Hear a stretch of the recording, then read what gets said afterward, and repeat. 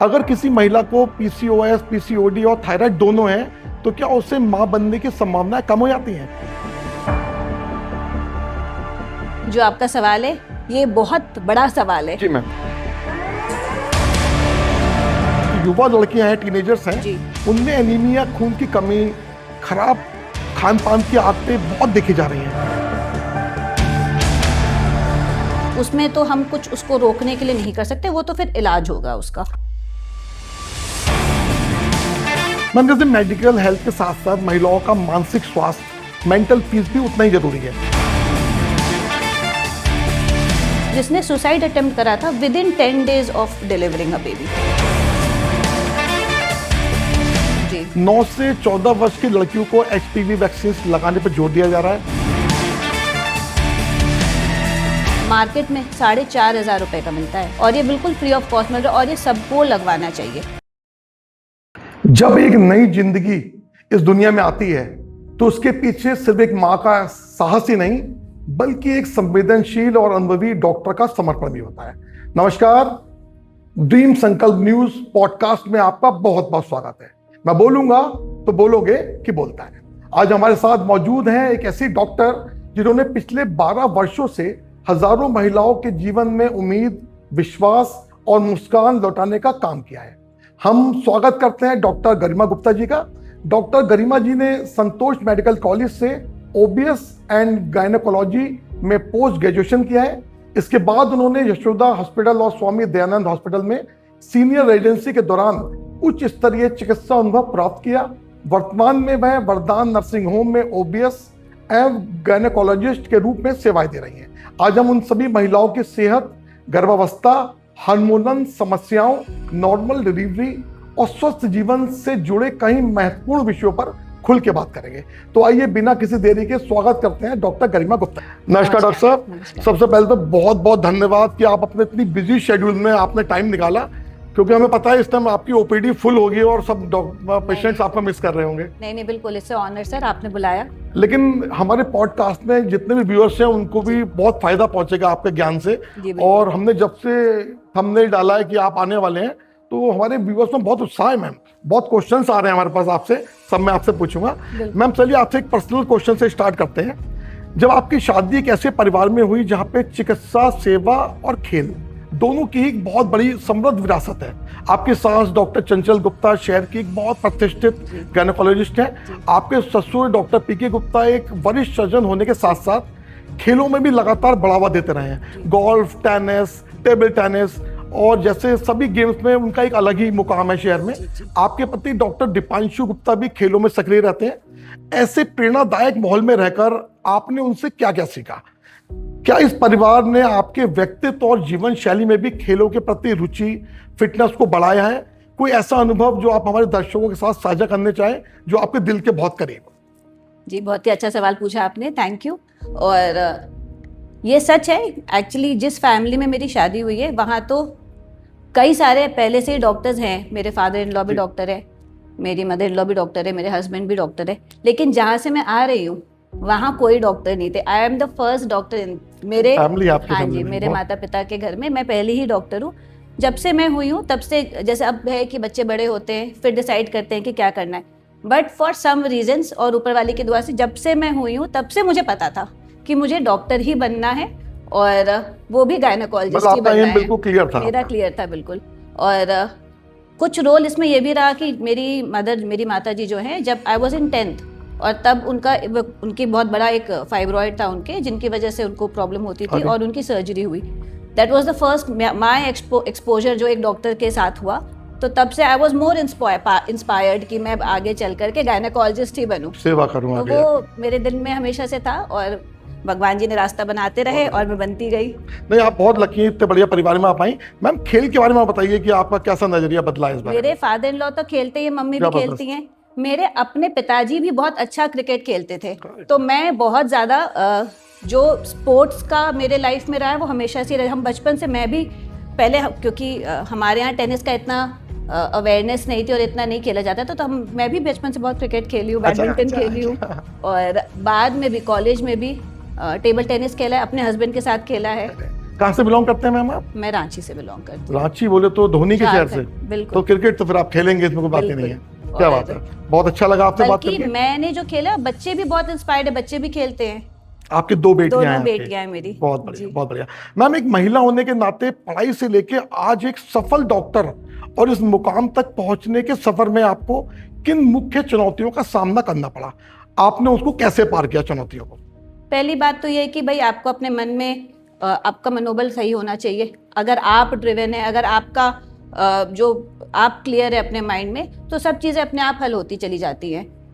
पढ़ाई में डेफिनेटली जो आप, अगर जैसे मैंने बताया मेरे फैमिली में कोई डॉक्टर नहीं है, तो मेरे यहाँ थोड़ी सी ये परेशानी थी कि जैसे मैं बाहर भी गई पढ़ने, तो घर से अलग होना हमें बचपन बहुत मुश्किल होता है। जब आप बचपन से, हम कभी हॉस्टल नहीं गए थे 12th तक, तो जब मैं पहली बार बाहर गई तो वो एडजस्ट होना, फिर उस एडजस्टमेंट के साथ ही आपको पढ़ाई भी करना। मेडिकल की पढ़ाई कोई आसान नहीं होती, आपको पूरे काफ़ी पढ़ाई करनी पड़ती है, जिसके वजह से आप कई बार डिप्रेस भी होते हो, आपको फैमिली सपोर्ट भी चाहिए होता है।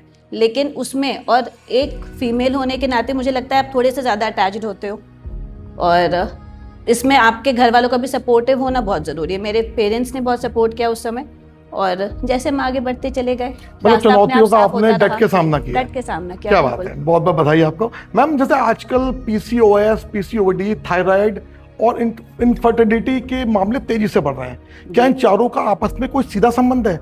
अगर किसी महिला को पीसीओएस, पीसीओडी और थायराइड दोनों हैं, तो क्या उससे मां बनने की संभावनाएं कम हो जाती हैं? ऐसी महिलाओं को समय रहते कौन कौन से टेस्ट कराने चाहिए और किन बातों का ध्यान रखना चाहिए? अच्छा, ये जो आपका सवाल है, ये बहुत बड़ा सवाल है। जी मैम। इसमें थायराइड का भी जिक्र करा आपने, पीसीओडी और पीसीओएस 2 अलग चीज़ें हैं। पीसीओडी की जब हम बात करते हैं तो सिर्फ हम ओवेरियन डिसफंक्शन की बात करते हैं, मतलब जो अंडाशय, जो अंडेदानी होती है, जब उसमें हर महीने एक अंडा मैच्योर होने की जगह जब बहुत सारे इमैच्योर एग्स एक साथ बनने लगते हैं, तब हम उसको पीसीओडी कहते हैं, जो कि अल्ट्रासाउंड पे हमें दिखाई देता है। जब पीसीओएस की हम बात करते हैं तो इट इज अ सिंड्रोम, जिसमें सिर्फ एक चीज नहीं होती है, बहुत सारी और भी चीजें। It is a hormonal problem कि हमारे शरीर में बहुत सारी और भी प्रक्रिया हो रही होती है, जिसकी वजह से आपको वेट गेन हो जाता है। आपको जैसे इसमें अगर मैं बहुत आम भाषा में कहूँ तो मतलब है कि मेल हार्मोन्स बढ़ने लगते हैं और फीमेल हार्मोन्स की मात्रा कम होने लगती है। मेल हार्मोन्स बढ़ने लगते हैं। हाँ, तो फेस पे बाल आना, हिरसूटिज्म होना, वेट गेन होना, जो कि आप मेहनत करें फिर भी कम नहीं हो पा रहा हो वजन। इंसुलिन रेजिस्टेंस कहते हैं हम, कि हमारा जो शरीर है वो शुगर को डाइजेस्ट नहीं कर पा रहा है, उसकी वजह से भी वेट गेन बढ़ जाता है। और बहुत सारे और रीजंस होते हैं जिसमें हार्मोन्स भी हमारे गड़बड़ हो जाते हैं। एंड ओव्यूलेटरी साइकिल्स कहते हैं, मतलब कि महीना तो आ रहा है बट वो टाइम से नहीं आता, लेडीज को डिले हो जाता है। प्रेगनेंसी कंसीव करने में भी डेफिनेटली इन पेशेंट्स को प्रॉब्लम आती है, क्योंकि जब फॉलिकल्स ही नहीं बनेंगे तो फिर प्रेगनेंसी कैसे कंसीव होगी। और आपने थायराइड का जिक्र करा, थायराइड भी एक्चुअली बहुत सारे कारण होते हैं। कुछ तो भाई डेफिनेटली जेनेटिक प्रीडिस्पोजिशन होता है कि भाई आपके परिवार में किसको है या नहीं है। उसके अलावा जंक फूड खाने की वजह से, एक्सेस वेट गेन की वजह से, आयोडीन की वजह से, ऑटोइम्यून रीजंस होते हैं जिसकी वजह से हो सकता है। तो ये वाले भी स्ट्रेस इंड्यूस्ड भी होता है, पीसीओएस भी और हाइपोथायराइड भी, और या फिर हाइपर भी। थायराइड दोनों तरह से हो सकता है, मोटा होने वाला भी और पतला होने वाला भी, दोनों तरह के होते हैं। दोनों, बिल्कुल। और ये सब रीजंस हो सकते हैं जिसकी वजह से लैक ऑफ स्लीप बहुत बड़ा कारण है, कि अगर आपकी नींद पूरी नहीं हो रही तो वो भी, उससे भी फर्क पड़ता है। अगर आप अपनी जीवन शैली ठीक करते जाएं, लाइफस्टाइल चेंजेस करें, हेल्दी खाएं, जंक फूड से अपने आप को दूर रखें, और डेफिनेटली कुछ दवाइयाँ भी लेनी पड़ेंगी, लेकिन ये सब चीज़ it is a joint treatment. सिर्फ दवाई खा के आप ठीक नहीं होगे, पीसीओएस में भी और हाइपोथायराइड, लाइफस्टाइल चेंज करना बहुत ही आवश्यक है इसमें। मैम, ये बांझपन भी कहाँ से रिलेट करता है इसे? एक्चुअली जब पीसीओएस की जब मैंने बात करी आपसे, तो उसमें ये प्रॉब्लम होती है, जो मैंने कहा एनओविल, मतलब हमारा अंडेदानी का एक काम है हर महीने एक अंडा बनाना। जब हमारा फीमेल्स की जो बॉडी होती है, it is not similar to male. हमारे बॉडी में जब हम एक लड़की पैदा होती है तो एक फिक्स्ड नंबर ऑफ oocytes होते हैं उसके ओवरीज में, और जैसे जैसे हमारी एज बढ़ती है तो वो oocytes कम होते चले जाते हैं। जब तक हमारी शादी होती है बाय द एज ऑफ 25 मान के चलते हैं, तो फ्यू थाउजेंड्स ऑफ ओवम्स oocytes रह जाते हैं हमारी बॉडी में, जो हर महीने एक रप्चर होना चाहिए। अच्छा। अगर वो नहीं रप्चर होगा तो डेफिनेटली प्रेगनेंसी नहीं रुकेगी, और पीसीओएस में यही प्रॉब्लम होती है कि हर महीने इमैच्योर सेल्स जो मैच्योर नहीं हो पाते, जो रप्चर नहीं होते, ऐसे तो बड़े सारे अंडे बनते हैं लेकिन एक भी रप्चर नहीं होता टाइम से। जब वो रप्चर नहीं होगा तो फिर फर्टिलाइजेशन होगा कैसे? बहुत बढ़िया, बहुत बढ़िया। ये है प्रॉब्लम जो पीसीओएस में पेशेंट को गर्भ नहीं ठहरने देता है। बहुत अच्छे से बताया, मुझे लगता है कि हमारे व्यूअर्स का बिल्कुल क्लियर हो गया होगा कि ये क्या चीज़ है। मैम जैसे हमारी युवा लड़कियां हैं, टीनेजर्स हैं, उनमें एनीमिया, खून की कमी, खराब खान पान की आदतें बहुत देखी जा रही हैं, उनके लिए डाइट और हेल्थ को लेके आप कुछ खास सलाह देना चाहती हो? देखिए, अनीमिया जो है वो बहुत सारी रीजंस की वजह से हो सकता है। जो मोस्ट कॉमन कॉज है वो न्यूट्रिशनल डेफिशिएंसी है, जो आयरन डेफिशिएंसी अनीमिया होता है। इसके अलावा और भी कारण होते हैं, पैरासाइट इन्फेक्शन की वजह से हो जाता है खून कम, या फिर सिकल सेल एनीमिया है, हीमोग्लोबिनोपैथीज होती है जो कि जेनेटिक रीजन होता है। उसमें तो हम कुछ उसको रोकने के लिए नहीं कर सकते, वो तो फिर इलाज होगा उसका। अच्छा। लेकिन न्यूट्रिशनल एनीमिया जो है, जो आयरन डेफिशिएंसी, उसके लिए डेफिनेटली हमें डाइट में चेंजेस करने चाहिए।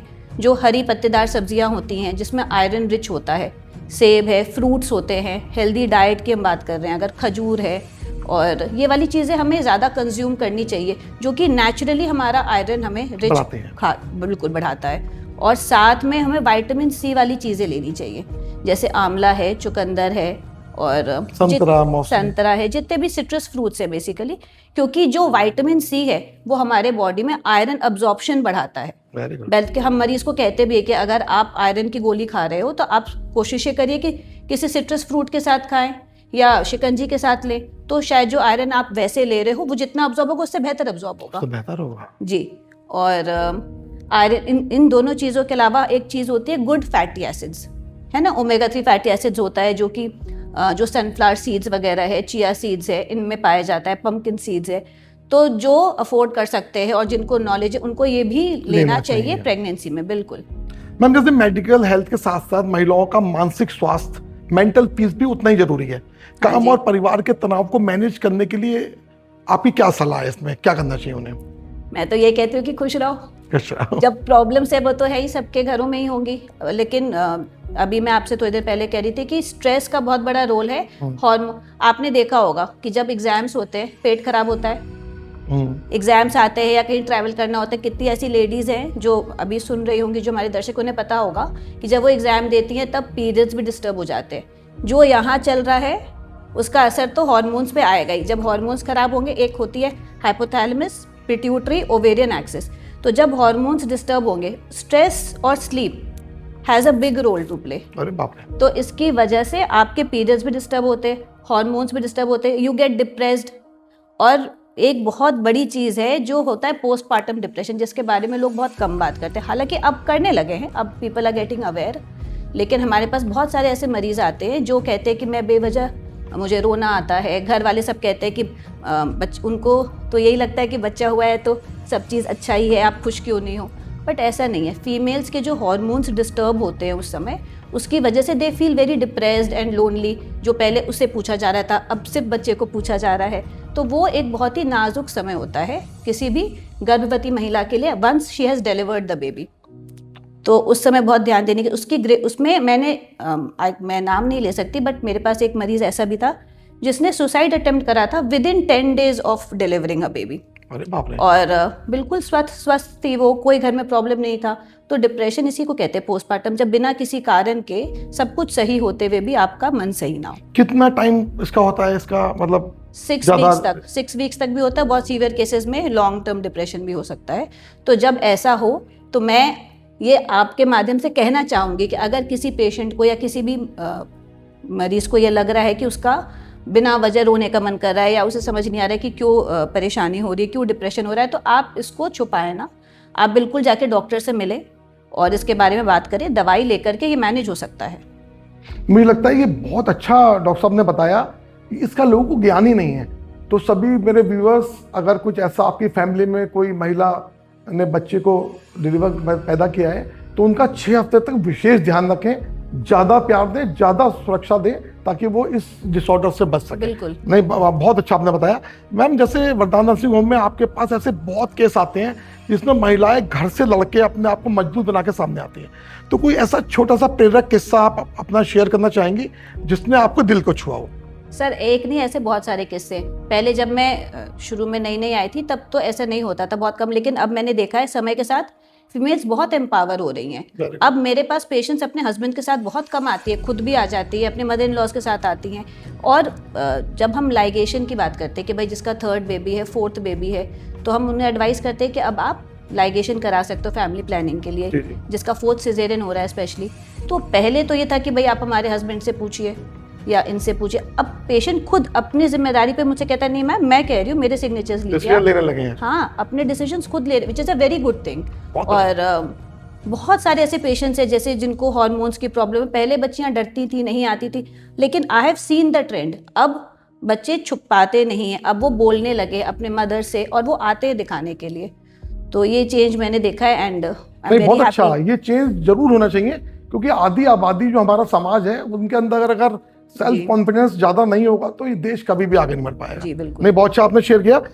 मैडम, आजकल सरकार ने सर्वाइकल कैंसर की रोकथाम को लेकर काफी जागरूकता फैला रखी है जी। 9 से 14 वर्ष की लड़कियों को HPV वैक्सीन लगाने पर जोर दिया जा रहा है जी। सबसे पहले आप ये बताइए कि ये वैक्सीन सर्वाइकल कैंसर को किस हद तक बचाव करती है, क्या इसे लड़के भी लगवा सकते हैं, और इसे लगवाने की सही उम्र क्या है? अगर किसी सरकारी अस्पताल में ये फ्री में उपलब्ध ना हो तो प्राइवेट अस्पताल में भी क्या लगवाई जा सकती है? और क्या शादीशुदा या बड़ी उम्र की महिलाएं भी ये वैक्सीन लगवा सकती हैं? जी, आप इट इज अ वेरी पूरा गुड कॉन्सेप्ट क्वेश्चन। क्लियर करिए आप। नहीं, बिल्कुल बिल्कुल, ये बहुत ही अच्छा सवाल पूछा आपने। जी सर, जो इंडियन गवर्नमेंट है उसने ये नई ड्राइव शुरू करी है जिसमें वो cervical vaccine free of cost government hospitals में दी जा रही है 9 से 14 साल तक की लड़कियों को। और ये मार्केट में 4,500 रुपये का मिलता है। ये ऐसा भी नहीं कि कोई सस्ता इंजेक्शन है। जी बिल्कुल, और ये बिल्कुल फ्री ऑफ कॉस्ट मिल रहा है और ये सबको लगवाना चाहिए। जो इसका आइडियल एज है वो है 9 to 14 ईयर्स, 9 से 14 साल की उम्र में, क्योंकि ये तब जो आइडियली है, जो आइडियल बात वो ये है कि हमें ये तब लगाना चाहिए जब वो पेशेंट, जो बच्चा है, वो रिप्रोडक्टिव एज ग्रुप में नहीं आया है। जब वो अभी मतलब जब तक पीरियड्स नहीं शुरू हुए हैं और वो रिप्रोडक्टिव एज ग्रुप में नहीं, जब तक वो सेक्सुअली एक्टिव नहीं हुआ है बेसिकली, उसके पहले अगर वो लगवा दोगे तो वो it gives you better protection. क्योंकि अगर एक बार तब तक आपका कोई भी वायरस से जब तक आपको वायरस इन्फेक्ट नहीं करेगा उसके पहले अगर आप वैक्सीन लगवा लोगे तो आपको प्रोटेक्शन बेटर रहेगा। इसलिए हम कहते हैं कि 9 से 14 साल के बीच में वो लग जाना चाहिए इंजेक्शन। इसमें 2 ही डोज सफिशिएंट होते हैं अगर आप 14 ईयर्स के पहले लगवा रहे हो। 14 ईयर्स के बाद 26 साल तक आपको 3 डोजेस लगवाने पड़ते हैं। अगर 2 डोज लग रहा है 9 से 14 साल के बीच में तो एक फर्स्ट डोज और उसके 6 से 12 महीने के अंदर अंदर दूसरा डोज लग जाता है और वही सफिशिएंट होता है। 3 डोज अगर लगवाने की ज़रूरत है, यानी कि 14 साल से बाद और 26 साल के बीच में आप लगवा रहे हो, तो फिर आपको 3 डोज लगते हैं, एक फर्स्ट और फिर 1 से 2 महीने के बीच में और फिर आफ्टर 6 मंथ्स। तो जैसे आपने पूछा क्या लड़के लगवा सकते हैं? लड़के लगवा सकते नहीं है, लड़कों को लगवाना चाहिए, क्योंकि ये सिर्फ सर्वाइकल कैंसर से प्रोटेक्शन नहीं दे रहा है आपको। ये जो जेनाइटल वॉट्स होते हैं, पेनाइल कैंसर होता है और जेनाइटल मतलब एनल जो इन्फेक्शंस होते हैं, वॉट्स होते हैं, उससे भी प्रोटेक्शन देता है। तो उसके लिए लड़के भी प्रीडिस्पोज्ड है, तो लड़कों को भी लगना चाहिए। एज ग्रुप क्या होगा लड़कों का? Same 9 to 14। अच्छा, कोई 40 साल 45 साल इस वक्त? हाँ, मैं वही बताना चाह रही थी। आइडियली 45 ईयर्स तक आप लगवा सकते हो, क्योंकि जो भी एक्सपोजर होना है, it is a sexual transmitted disease, तो जो भी एक्सपोजर होना है यूजुअली वो 45 ईयर्स तक एक्सपोजर हो चुका होता है। तो आपको जो प्रोटेक्शन मिलेगा अगर 45 साल से पहले आप लगवा लोगे तो बेटर है। जो आइडियल है वो है 26 साल तक, लेकिन ऐसा कोई मना ही नहीं है। 26 के बाद 45 ईयर्स तक भी आप इसको लगवा सकते हो। वंस फिर मेनोपॉजल एज ग्रुप में आ जाते हैं उसके बाद आप। मैम, इसका कोई साइड इफेक्ट जैसे लोगों में भ्रम रहता है? बिल्कुल कोई साइड इफेक्ट नहीं है और इसको आपको जरूर लगवा, बस प्रेग्नेंट पेशेंट्स को एडवाइस नहीं है, या फिर पहले अगर इस वैक्सीन से आपको कोई एलर्जिक रिएक्शन हुआ है तो आपको एडवाइस नहीं, अदरवाइज आपको ये ज़रूर लगवाना चाहिए। और कई तरह के वैक्सीन आते हैं। सर्वरिक्स और गार्डासिल आता था पहले, जो कि बाईवेलेंट है, जो 2 वायरस स्ट्रेन से आपको बचाता था सर्वरिक्स। गार्डासिल जो है, जो सरकार लगवा रही है, वो 4 स्ट्रेन से आपको बचाता है।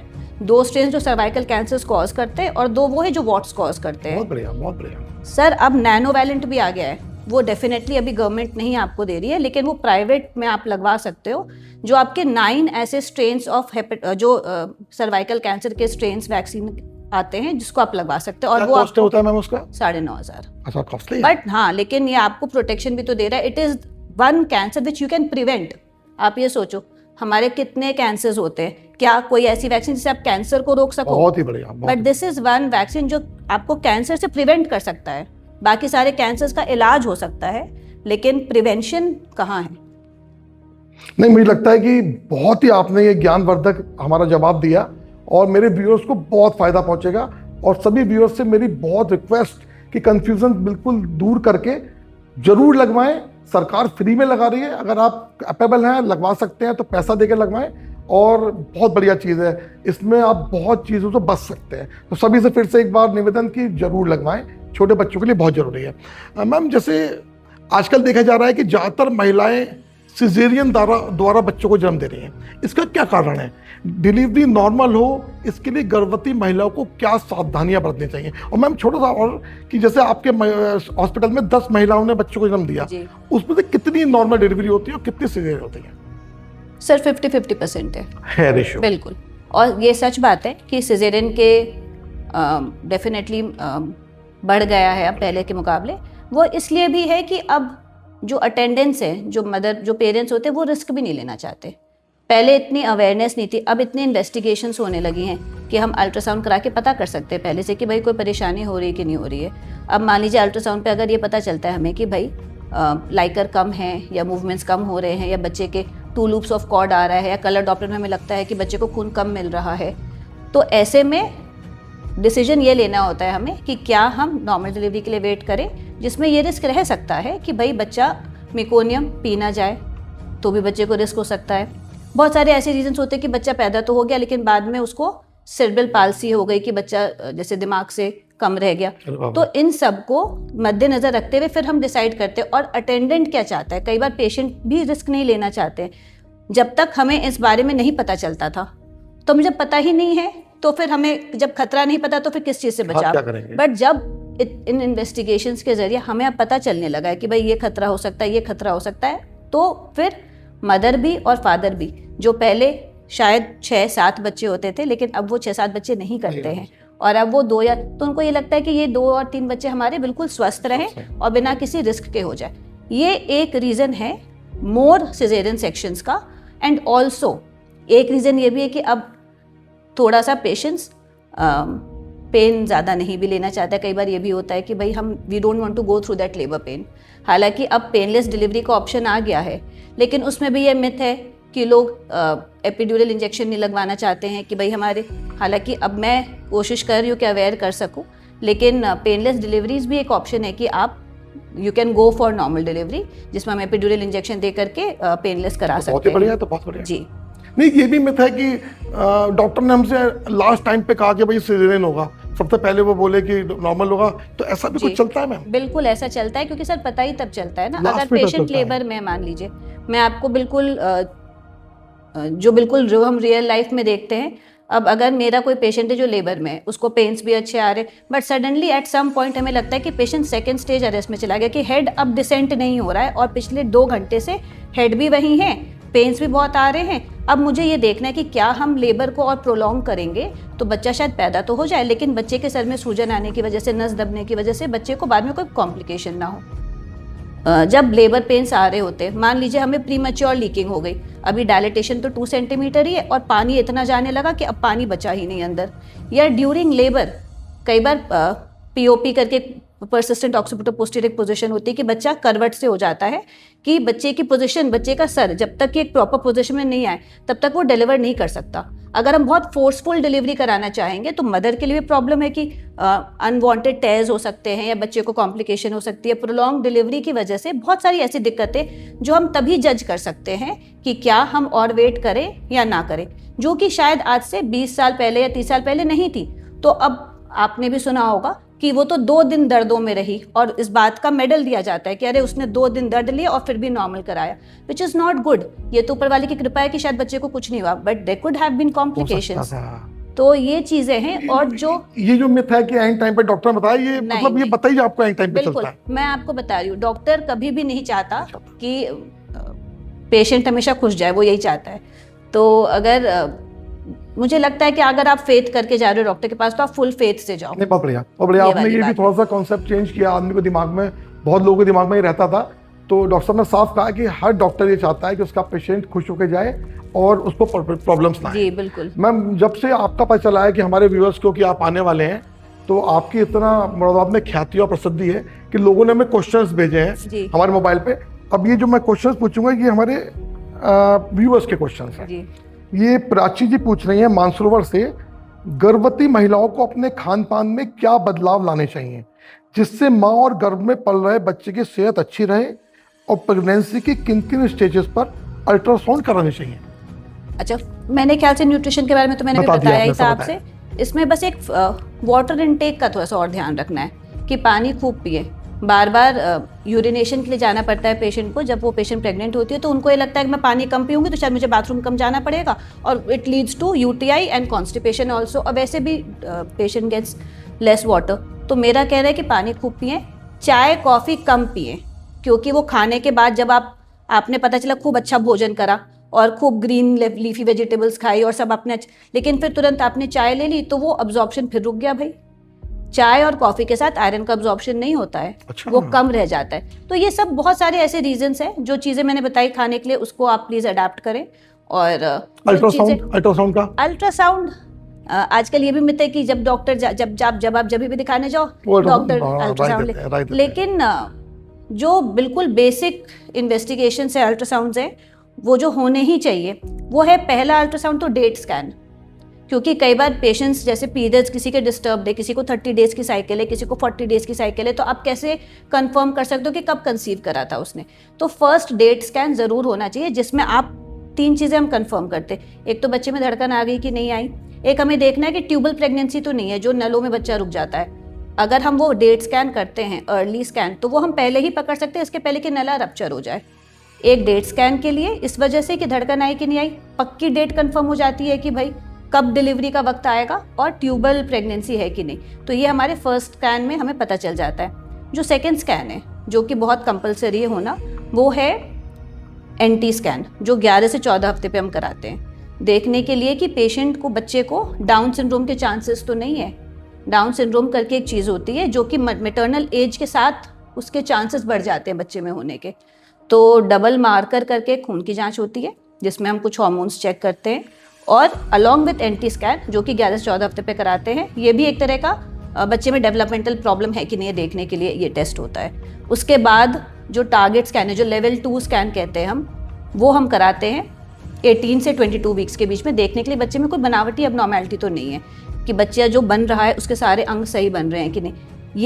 ये हो गया आपका लेवल 2 स्कैन। इसके बाद हम एक ग्रोथ स्कैन कराते हैं जो 7 महीने के एंड पे रफली कराते हैं, देखने के लिए कि प्लेसेंटा की पोजीशन क्या है, जो खरियाई बनती है वो नीचे तो नहीं है, क्या डिलीवरी में वो हिंडर करेगी, ब्लीडिंग तो नहीं हो जाएगा ज़्यादा, और कोई अक्रीटा के चांसेस मतलब ज़्यादा चिपका हुआ तो नहीं है प्लेसेंटा, पानी कितना है, क्या बच्चे का वजन सही बढ़ रहा है।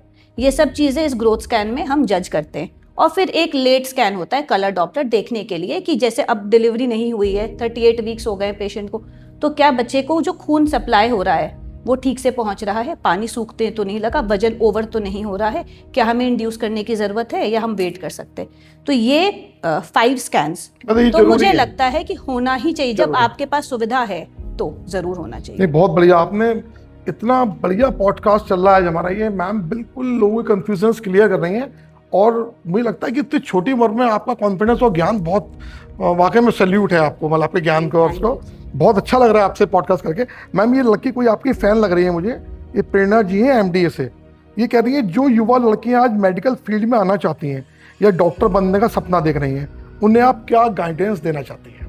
मुझे तो लगता है कि definitely it is the best profession for females. अगर आप जाना चाहें तो आपको ज़रूर पढ़ना चाहिए, और आप बस मन बनाइए और पढ़ाई पे ध्यान दो। और मुझे लगता है कि इससे बेहतर प्रोफेशन अभी भी नहीं है कि आप मैं कितनी ही परेशान हूँ लेकिन अगर मैं अपने पेशेंट को खुश देखती हूँ तो आप खुश हो जाते हैं। तो आप बिल्कुल, आपका मन अच्छा हो जाता है। बहुत बढ़िया, बहुत बढ़िया। तो मैम का जैसे सिंगल एम था कि डॉक्टर ही बनना है, ऐसे प्रेरणा जी आप भी अपना सिंगल एम रखो और डॉक्टर बनो, फिर हम आपका पॉडकास्ट भी करेंगे। ये मैम अपूर्वा जी हैं MDA से, ये भी जी। ये पूछ रही है पहली बार माँ बनने वाली महिलाओं के लिए आपकी सबसे महत्वपूर्ण सलाह क्या है? आप एक्टिव रहें। और जैसे कई बहुत सारे घरों में ये होता है कि अब उठना बैठना है, सीढ़ियाँ नहीं चढ़नी है, कम चलना फिरना करना, ऐसा नहीं। आप जितना एक्टिव रहेंगे, हेल्दी खाना खाएं, say no to junk food definitely, क्योंकि इट अननेसेसरी आपको जैसे लूज मोशंस हो जाते तो फिर हमें ज़बरदस्ती की एंटीबायोटिक्स देनी पड़ती है। आप you can stay healthy by eating good food at home. तो आप खाना अच्छा खाएं, एक्टिव रहें और खुश रहें। मतलब एंटीबायोटिक जो दोगे आप वो बच्चों को नुकसान पहुंचाएगा? कोई भी दवाई हम देते हैं वो कहीं ना कहीं तो कुछ मेडिसिन डेफिनेटली प्लेसेंटा क्रॉस नहीं करती, जो कि सेफ होती है, बट सब दवाइयाँ ऐसी नहीं होती है।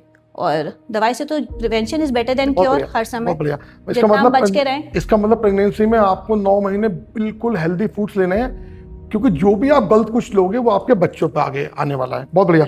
मैम ये हेमा जी पूछ रही हैं 84 घंटा मंदिर से, आजकल ज्यादातर महिलाओं की सोच है कि बच्चों को जन्म देने के बाद उनका शरीर पहले की तरह आकर्षक नहीं रहेगा, क्या बात है? आप ऐसी महिलाओं को क्या सुझाव देना चाहती हैं? ये बिल्कुल गलत है। गलत है? बिल्कुल।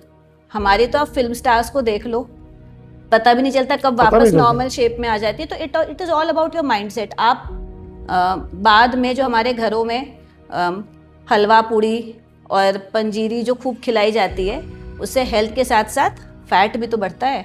तो आपको डेफिनेटली जितना टाइम बेड रेस्ट के लिए चाहिए उतना आप रेस्ट करें, लेकिन उसके बाद फिजिकली एक्टिव होने के लिए यू शुड बिल्कुल आपको योगा भी yoga is a very good thing जिसको आप अपनाओ। मेंटल मेडिटेशन आपके मेंटल पीस के लिए भी बहुत अच्छा है, आपकी बॉडी की टोनिंग के लिए भी बहुत अच्छा है। It makes you flexible. और वर्कआउट करना ज़रूरी है। आप सिजेरियन आप पहले देखो, सब मम्मियों के पेट निकल जाते थे क्योंकि हमारे यहाँ इतना चलन ही नहीं है इंडिया में कि आप वर्कआउट करें। अब वो डेफिनेटली बदल रहा है। तो ऐसा नहीं है। मेरे कितने पेशेंट्स हैं मेरे अपने घर में, पीपल आर बैक्ड, पता भी नहीं चलता कि उनके बच्चे हुए हैं। Very good very good very good. मुझे लगता है कि हेमा जी आपका क्लियर हो गया होगा क्वेश्चन। एक क्वेश्चन आया है तृप्ति जी का लाइन पार से, आधुनिक युग में महिलाओं के लिए सच्चा वरदान या सबसे बड़ी ताकत आप किसको मानती हैं? शिक्षा को, आत्मनिर्भरता को, या स्वास्थ्य को? सर तीनों को। बिल्कुल। It goes hand in hand. बिल्कुल। मैम ये क्वेश्चन है, हर माँ अपनी बेटी को स्वास्थ्य के बारे में कौन सी सबसे जरूरी सीख दे? कि आप जंक फूड से अपने आप को दूर रखो। Cold drinks is a big no.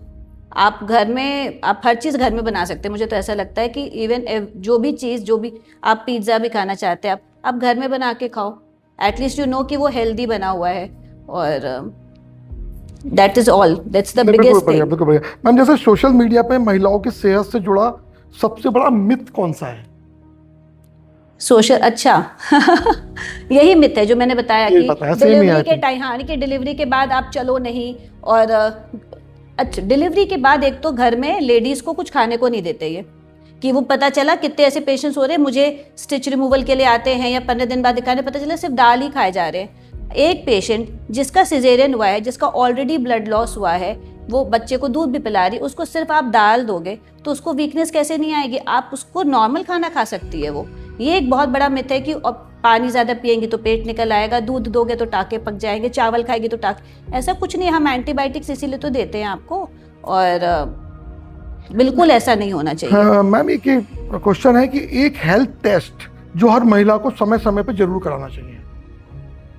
Sir एक तो पैप्समियर है। अगर मैं आप एज अ गायनेकोलॉजिस्ट अगर मुझसे पूछेंगे तो मैं पैप्समियर के लिए बताऊंगी। सर्वाइकल कैंसर के लिए स्क्रीनिंग टेस्ट है, बहुत छोटी सी, जैसे ना सुई चुभती है, कुछ भी नहीं होता, एक ब्रश की तरह हम थोड़ा सा सेल्स लेते और टेस्ट के लिए भेज देते। तो पैप्समियर मुझे लगता है कि कराना चाहिए। और एक USG बीच बीच में कराते रहना चाहिए। एवरी 2 to 3 years एक नॉर्मल फुल बॉडी अल्ट्रासाउंड होते रहना चाहिए। मैम ऐसा सुपर फूड जिसे आप हर महिला को डाइट में शामिल करने की सलाह देती हैं? मैं तो आपने सब कुछ बता ही दिया, लेकिन फिर भी कोई एक ऐसा सुपर फूड जो बहुत जरूरी है? Milk and egg. प्रोटीन भी मिलता है आपको, फैट भी मिलता है, एंड वाटर। अच्छा मैम ये क्वेश्चन है, IVF का मतलब हमेशा जुड़वा बच्चे होता है? नहीं, बिल्कुल भी ऐसा नहीं है। अच्छा ऐसा नहीं है? नहीं, बिल्कुल नहीं। अच्छा। मैम एक छोटा सा रैपिड फायर है, इसमें आपको सिर्फ यस एंड नो में आंसर देना है। प्रेगनेंसी के दौरान cold drink? No. Papaya? Yes. Gym? Yes, but in moderation. आप यू शुड नो कि आप क्या कर रहे हो। आप वेट एक्सरसाइजेस मत करो, बट स्ट्रेचिंग और कार्डियो कर सकते हैं। Coffee? No. Pain killer? Not, definitely not, but अगर दर्द है तो there are few pain killers that you can take like paracetamol, जो कि सेफ होती है प्रेगनेंसी में। मोबाइल रेडिएशन कितना नुकसान पहुंचाता है? सर रिसर्च का विषय है। अभी ऐसा कोई रिसर्च नहीं है इसमें? मतलब हमने पढ़ा है कि, लेकिन पुख्ता कोई रिसर्च ऐसा नहीं है, क्योंकि हेल्दी बेबीज हो रहे हैं और मोबाइल रेडिएशन तो एक्चुअली में इट इज़ एवरीवेयर। ऐसी कोई भी जगह नहीं है इस समय जहाँ मोबाइल रेडिएशन नहीं हो। ठीक बात। और इससे क्या असर बच्चों पे आ रहा है ये शायद आगे वाले समय में पता चले, लेकिन इस समय तो हमारे जितने भी बच्चे हो रहे हैं वो हेल्दी हो रहे हैं। हम सब अज्यूमिंगली तो हेल्दी हैं ही। हाँ ठीक है।